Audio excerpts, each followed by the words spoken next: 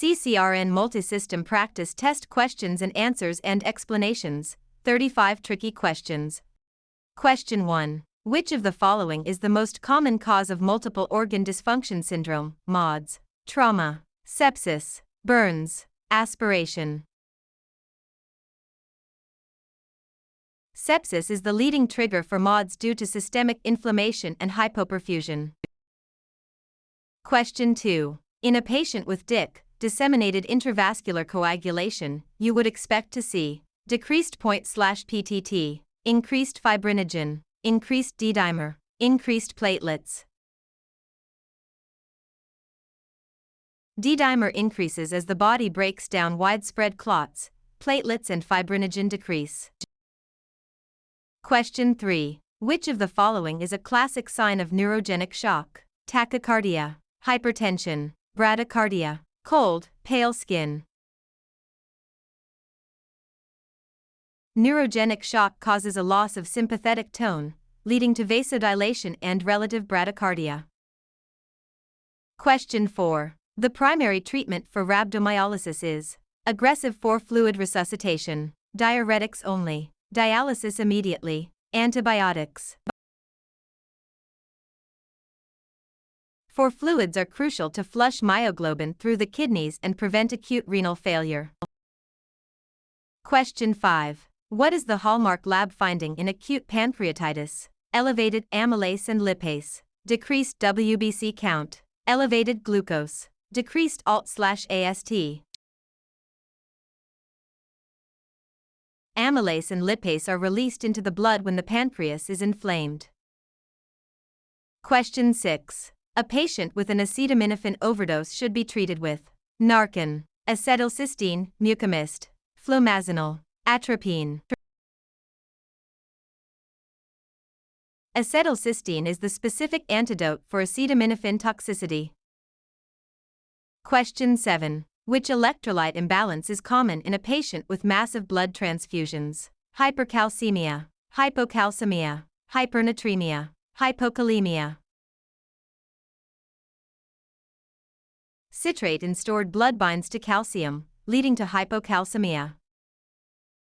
Question 8. The QSOFA score includes which three parameters? BP, HR, temp respiratory rate, mentation, systolic BP urine output, WBC, glucose, POW2, platelets, creatinine.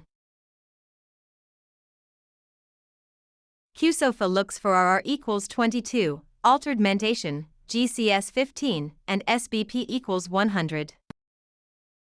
Question 9. In septic shock, the initial hemodynamic profile typically shows high SVR, low CO, low SVR, high CO, high SVR, high CO, low SVR, low CO. Early, warm, sepsis involves vasodilation, low SVR, and a compensatory increase in cardiac output.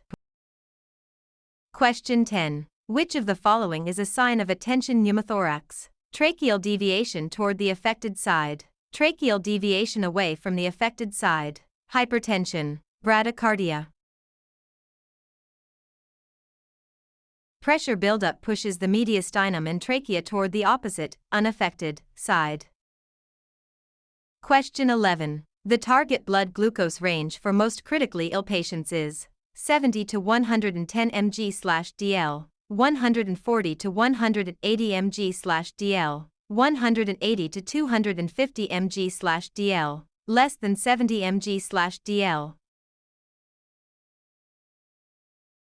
Contemporary guidelines suggest 140 to 180 mg/dl to balance glycemic control and hypoglycemia risk. Question 12. A patient with a serum potassium of 6.8 milliequivalent/L and peak T waves should receive calcium gluconate, potassium chloride, normal saline bolus, magnesium sulfate.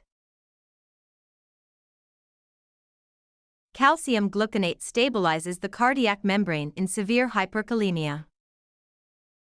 Question 13. What is the primary goal in the management of diabetic ketoacidosis, DKA? Rapid reduction of blood sugar to 100, fluid resuscitation and correction of acidosis, starting a clear liquid diet, Administering oral hypoglycemics. Fluids and insulin, to stop ketone production, are the pillars of DKA treatment. Question 14. Cullen's sign, bruising around the umbilicus, is associated with liver failure, intra-abdominal or retroperitoneal hemorrhage, appendicitis, splenic rupture. Cullen's sign and Gray-Turner's sign are indicators of internal bleeding, often from pancreatitis. Question 15. Which of the following is the most sensitive indicator of renal function? BUN, serum creatinine, urine output, creatinine clearance/GFR. GFR is the gold standard for assessing kidney function.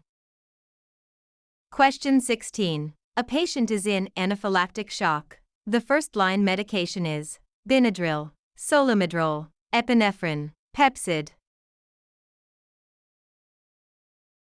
Epinephrine is the only medication that reverses the airway and circulatory collapse of anaphylaxis.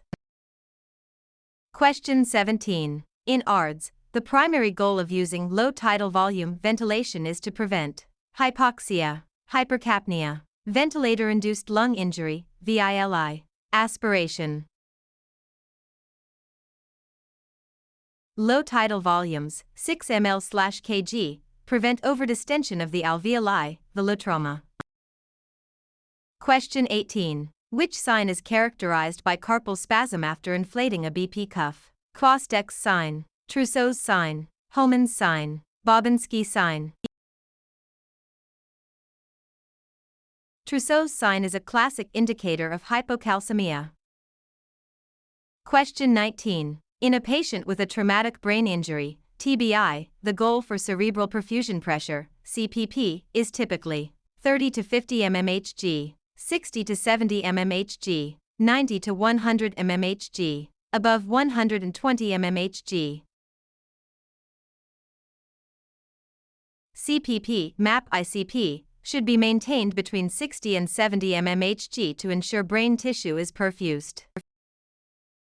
Question 20. Which type of shock is characterized by a low pulmonary capillary wedge pressure, PCWP, and low CO? Cardiogenic, hypovolemic, septic, anaphylactic.